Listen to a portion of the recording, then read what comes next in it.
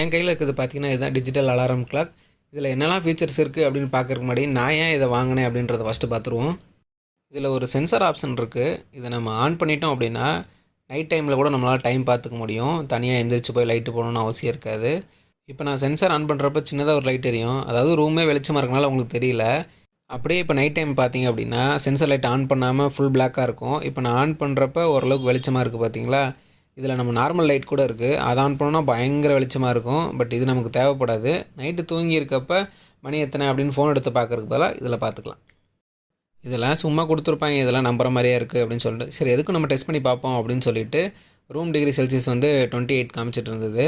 சரி நம்ம AC on பண்ணிவிட்டு கொஞ்சம் நேரம் ரூம் வந்து டெம்பரேச்சர் கூல் பண்ணிவிட்டு அதுக்கப்புறம் நம்ம செக் பண்ணி பார்ப்போம் அப்படின்னு சொல்லிட்டு நான் ட்ரை பண்ணேன். பட் உண்மைக்குமே வேறு லெவலு. இந்த ரேட்டுக்கு இது எப்படி அவ்வளோ அக்யூரேட்டாக இதில் ஏசி ரிமோட்டில் காமிக்கிற மாதிரி இதில் காமிக்குதுன்றது எனக்கு ரொம்ப ஆச்சரியமாக இருந்துச்சு. ரெண்டுலேயும் பார்த்தீங்கன்னா 27 டிகிரி செல்சியஸ் வந்து ரூம் டெம்பரேச்சர் காமிக்குது. இத்தனைக்கும் நான் ஏசி போட்டு கொஞ்ச நேரம் வெயிட் பண்ணி ரூம் குறைஞ்சதுக்கப்புறம் அதில் பார்க்குறேன் ரெண்டுமே ஈக்குவலாக இருக்குது. பட் இது ஒரு பெரிய ஃபியூச்சர் இல்லை அப்படின்னாலும் இந்த ரேட்டுக்கு எனக்கு இது ஓகே அப்படின்ற மாதிரி தான் இருக்குது. நெக்ஸ்ட்டு எப்பவும் போல் இது காமனான ஃபியூச்சர் தான். அந்த ஸ்லைடரில் வந்து டேட்டு மந்த்து டைமு எல்லாமே மூணுமே அதிலேயே ஸ்லைட் பண்ணி மாற்றிக்கிற மாதிரி இருக்கும். எது பிளிங்க் ஆகுதோ அதை தான் நம்ம மாற்றுற மாதிரி இருக்கும். இப்போ அடுத்து ஸ்லைட் பண்ணேன் அப்படின்னா அடுத்த டேட்டு மந்த்து வந்து பிளிங்க் ஆகுது பாருங்கள். அப்புறம் இயரையும் சேஞ்ச் பண்ணிக்கலாம் 2025 அப்படின்றது. அடுத்து பார்த்திங்க அப்படின்னா அலாரம் சேஞ்ச் ஆகும், அது பிளிங்க் ஆகும். அதே மாதிரி ஏஎம் பிஎம் டைம் அதில் வந்து சேஞ்ச் பண்ணிக்கலாம். மூணுக்குமே இது காமனான பட்டன் தான். ஹவர்ஸு மினிட்ஸுக்கும் அதே தான், மந்த்துக்கும் இதுக்குமே அதே பட்டன் தான். So alarm on off button தனியாக இருக்குது. அப்புறம் இதுக்கு 3 AAA பேட்ரி போடணும். இதில் இருக்கிறதுலே ரொம்ப பிடிக்காத விஷயமே இதுதான். இப்போ டைமு டேட்டு எல்லாமே கரெக்டாக சேஞ்ச் பண்ணி பக்காவாக வச்சுருக்கேன். சம்டைம்ஸ் நம்ம வீட்டுக்கு யாராவது விருந்தாளியோ இல்லை சின்ன பசங்களோ யாராவது வராங்க அப்படின்னா சும்மா விளையாட்டுக்கு கூட அது பின்னாடி திருப்பி பேட்டரியை கழட்டிட்டாங்க அப்படின்னா அவசரத்துக்கு அண்டால கைவிட்டால் கூட வேலை நடக்காதுன்ற மாதிரி பேட்டரி கூட சதி பண்ணுது.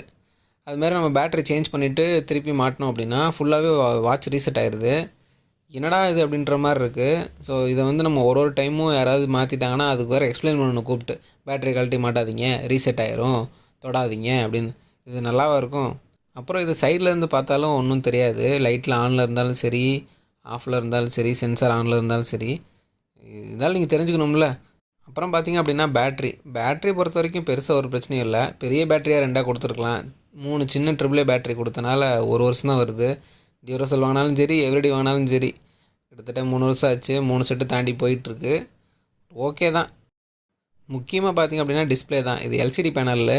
ஸோ இப்போ கை வச்சு ப்ரெஸ் பண்ணுறப்ப ஒரு மாதிரி கலராக வரும். இப்போ லைட் அமுத்திட்டு பண்ணுறேன் பாருங்கள். ஸோ இந்த மாதிரி ஜாலியாக இருக்குன்னு விளையாண்டுட்டு இருக்கக்கூடாது. இது ரொம்ப அழுத்தி ரொம்ப ப்ரெஸ் பண்ணிட்டோம் அப்படின்னா ஃபுல்லாக பிளாக் ஆயிரும். அப்புறம் டிஸ்பிளே